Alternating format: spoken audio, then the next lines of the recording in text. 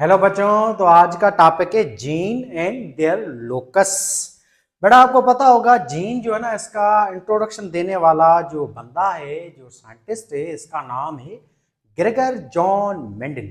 ये वो दुनिया का वाहिद साइंटिस्ट था, शख्स था जिसको सलाम है, जिसने हमें जीन के बारे में बताया था बगैर किसी माइक्रोस्कोप के, इंस्ट्रूमेंट के, औजार के। इसको हम डिटेल में अगले लेक्चर में, अगले चैप्टर के अंदर अच्छी तरह से स्टडी करेंगे। इस बंदे ने पहली बार हमें कॉन्सेप्ट दिया था जीन का, और इसने जीन को नाम दिया था फैक्टर। तो इसने जीन के लिए जो लफ्ज यूज किया था ना, उस लफ्ज का नाम था फैक्टर। इन्होंने कहा था कि प्लांट के अंदर मटर जो है उसके ऊपर इसने रिसर्च की थी, पी प्लांट पिज्म सेटिवम के ऊपर। इन्होंने कहा था कि मटर के अंदर कुछ फैक्टर्स होते हैं, कुछ जीन्स होती हैं जो करेक्टर ट्रांसफर करते हैं माँ बाप के अपने बच्चों की तरफ। जैसे इसने दो पौधे लिए, एक पौधा था टाल मटर, दूसरा था डिवार्फ प्लांट, डिवार्फ पी प्लांट पिज्म सेटिवम जो इसका बॉटनिकल नेम है। इन दोनों को जब आपस में मिलाया तो इनके बच्चे टाल पैदा हुए थे F1 जनरेशन में। फिर ये F1 जनरेशन के जो टाल प्लांट थे ना, इनको जब आपस में सेक्स कराया, मिलाया, तो इनकी दूसरी जो पीढ़ी पैदा हुई थी ना, उस दूसरी पीढ़ी में 75% जो बच्चे पैदा हुए थे ना, वो टाल पैदा हुए थे, और 25% जो बच्चे पैदा हुए थे वो डिवार्फ पैदा हुए। फिर उन्होंने कहा कुछ करेक्टर हैं, कुछ चीजें हैं, कुछ फैक्टर्स हैं जो अपने माँ बाप के करेक्टर जो हैं वो लाते हैं। जैसे मटर के पौधे से मटर पैदा होता है, कोई और पौधा पैदा नहीं होता है। ये जो पौधा था डिवार्फ पौधा, उसकी पीढ़ी F2 जनरेशन में शो हो रही है, दूसरी जनरेशन में। तो जीन्स हैं, और ये जीन्स दो तरह की होती हैं, इन्होंने कहा था। कुछ जीन डोमिनेंट होती हैं, कुछ रिसेसिव होती हैं। डोमिनेंट जीन अपने करेक्टर शो करते हैं, रिसेसिव जीन अपने करेक्टर तभी शो करेंगे जब कंडीशन होमोजाइगस होगी। जैसे देखें यहाँ पे जो ये डिवार्फ प्लांट जो पैदा हुआ है, dwarf character, recessive character. Recessive character उसको कहेंगे जो हमें कम से कम नजर आए। ये डिवार्फ प्लांट तभी पैदा हुआ है जब इसके पेरेंट के अंदर भी डिवार्फ जीन थी, और दूसरा जो पेरेंट था उसमें भी डिवार्फ जीन थी। जब दोनों ही पेरेंट से डिवार्फ जीन आएगी, तब इस बच्चे के अंदर, इसके जागोट में दोनों ही जीन्स डिवार्फ हो जाएंगी, दोनों ही जो है स्मॉल टीटी वाली हो जाएंगी, ऐसे होमोजाइगस कंडीशन होगी, तभी रिसेस जीन अपने कैरेक्टर शो करेंगी। डोमिनेंट जीन के लिए इन्होंने कहा था कि डोमिनेंट जीन दोनों ही कंडीशन में काम करती है, चाहे वो कंडीशन होमोजाइगस हो या हेटेरोजाइगस हो। जैसे कि मिसाल है, ये एक प्लांट था, ये आपका प्लांट था, इसका नाम था टाल प्लांट, ये डोमिनेंट है। इससे जीन आई कैपिटल टी, यानी कि डोमिनेंट जीन आई है। ये दूसरा एक रिसेसिव प्लांट था, और इसमें छोटी टी आई। ऐसे ये दोनों जीन्स मिली तो यहाँ पे जो बच्चा पैदा हुआ ये हेटेरोजाइगस बच्चा है, और ये टाल पैदा होगा। यानी कि डोमिनेंट जीन हेटेरोजाइगस कंडीशन में भी काम करती है। अब मिसाल हम यहाँ पे लेते हैं एक और टाल प्लांट, और वहां से जीन आती है कैपिटल टी, यहाँ से भी जीन आई कैपिटल टी। जब ये और ये दोनों टाल प्लांट जब सेक्स करेंगे तो इनके बच्चे में दोनों जीन कैपिटल टी वाले हो जाएंगी, जैसे इनका बच्चा टाल पैदा होगा, और ये टाल होमोजाइगस टाल होगा।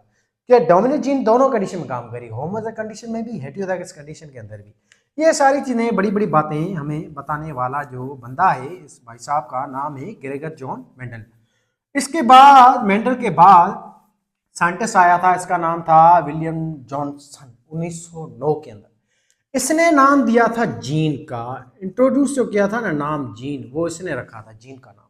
मेंडल ने जीन का नाम फैक्टर रखा था, जीन का नाम देने वाला विलियम जॉनसन है। इसके बाद 1906 में दो और साइंटिस्ट आए, एक आया था विलियम बैटसन, दूसरा आया एडवर्ड स्ट्रॉस बर्गर। इस दो साइंटिस्टों ने जीन का नाम चेंज करके रखा था pangene. Functional basic unit of heredity is pangene, inheritance की।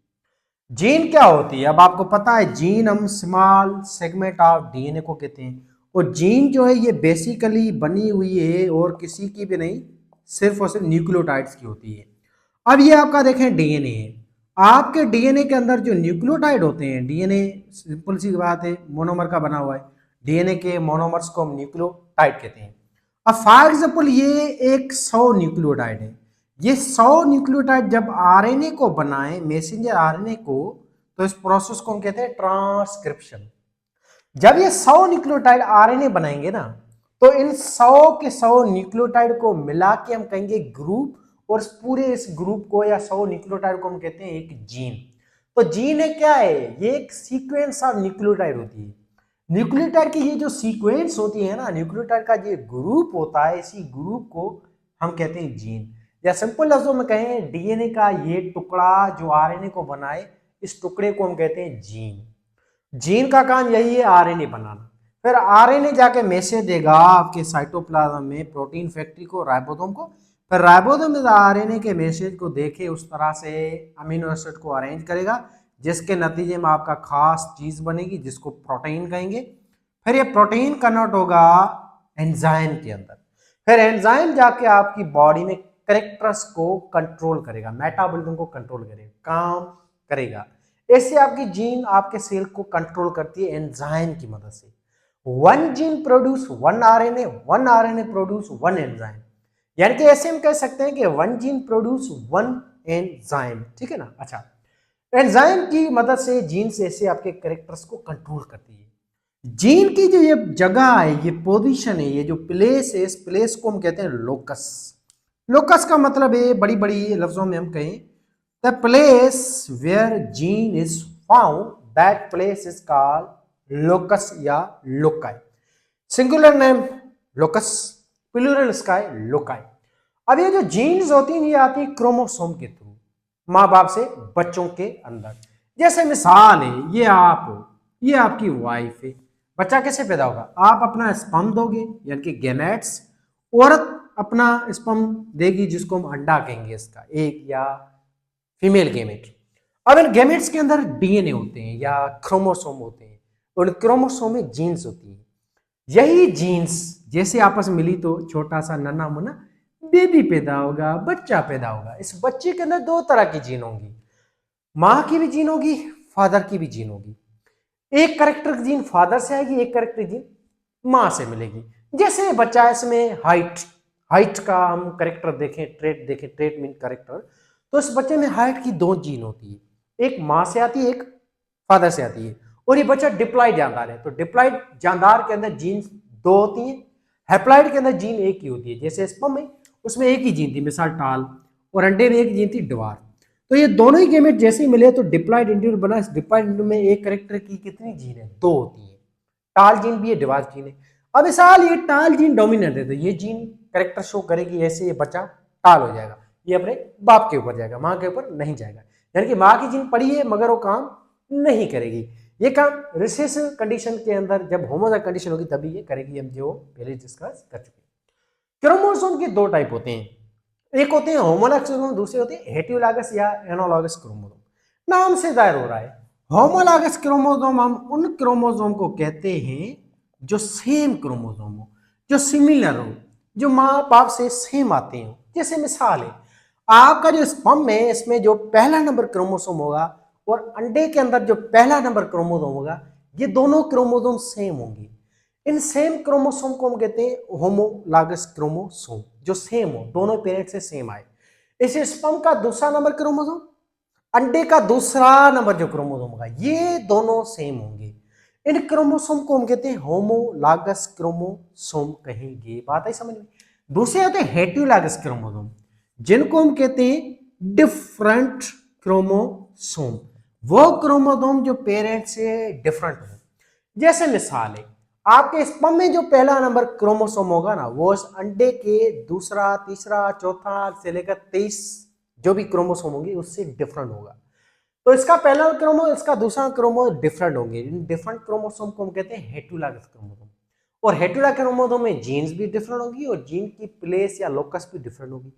होमोलॉगस क्रोमोसोम में जीन भी सेम होंगी, लोकस भी सेम होंगे। जैसे मिसाल है, ये स्पर्म का पहला नंबर क्रोमोसोम है, ये अंडा है, उसका पहला नंबर क्रोमोसोम है। इसमें पहली नंबर जीन और इसकी पहली नंबर जीन सेम होगी। मिसाल है, जैसे ये आई कलर की जीन है तो इसमें भी आई कलर की जीन होगी, जीन्स भी सेम होंगी, लोकस भी सेम होंगी।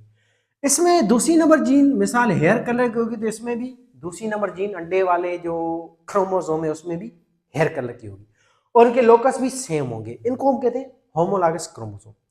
हेटेरोलॉगस क्रोमोसोम ऐसे होंगे, जैसे ये पहला नंबर क्रोमोसोम है, इसमें पहली जीन आपकी हाइट की थी, दूसरी नंबर जीन मिसाल हेयर कलर की थी, तो ऐसे हम एक और क्रोमोसोम को देखेंगे रैंडमली, तीसरा या चौथा क्रोमोसोम, उसमें जीन्स डिफरेंट होंगे। इसमें मिसाल पहली नंबर जीन आपके नेल की कलर की, दूसरी जीन आपके स्किन कलर की है। तो ये जो जीन है डिफरेंट है, इनके लोकस भी डिफरेंट होंगे, ये डिफरेंट होती है, ठीक है ना। इसको हम हेटेरोलाइगस क्रोमोसोम कहते हैं। एक और बात याद रखें, होमोलॉगस क्रोमोसोम ऑलवेज पेयर में होते हैं, ये जोड़ियां बनाते हैं। ऐसे हम जीन्स की बात करें तो जीन्स की अल्टरनेटिव फॉर्म होती है, अपोजिट फॉर्म होती है, इसका जिद होती है, कॉपी होती है। इस फोटोकॉपी को हम कहते हैं अलील। अलील का मतलब है alternative form of same gene is called allele. जैसे आपको पता है ये बाप है, बाप की जो हाइट वाली जीन है, मां की जो हाइट वाली जीन है, ये दोनों जीन अलील होंगे क्योंकि दोनों ही जीन अल्टरनेट है। दोनों ही जीनों का काम है कि हाइट को कंट्रोल करना। पर हाइट में भी ये देखो वेरिएशन ला रही है। एक जीन जो है वो टाल कलर पैदा करेगी, दूसरी दीवार। वो जीन जिनका काम एक हो, ट्रेट एक ही हो, पर उस ट्रेट में भी चेंजेस लाए। या जैसे हम ऐसे कहें कि बाप से जो स्किन कलर जीन आई है, मां से जो स्किन कलर की जीन आई है, इन दोनों का ट्रेट एक है, पर एक्सप्रेशन डिफरेंट होगा। जैसे एक जीन ब्लैक कलर का आएगी, दूसरा व्हाइट कलर कराएगी। एक व्हाइट जीन जो है वो कलर कराएगी, एक रेड कराएगी या ब्लैक कराएगी, पर दोनों का काम तो एक ही नहीं, कलर कराना, पर कलर में वेरिएशन कराना। ऐसी जीन्स को हम कहते हैं एक दूसरे के अलील। और ये जो जीन है ये सेम ही लोकस पे होती हैं। जैसे मिसाल है, ये पी जीन है, ये नीचे पी जीन है, ये दोनों सेम लोकस पे सेम ही जीन्स है, ये दोनों सेम है, ये दोनों सेम है। अब ये जो जीन है जिसको हम कैपिटल लेटर में शो कर रहे हैं, ये डोमिनेंट जीन है। और रिसेसिव जीन को हम हमेशा लिखते हैं आपके स्मॉल लेटर्स में, जो कि रिसेसिव जीन होती है।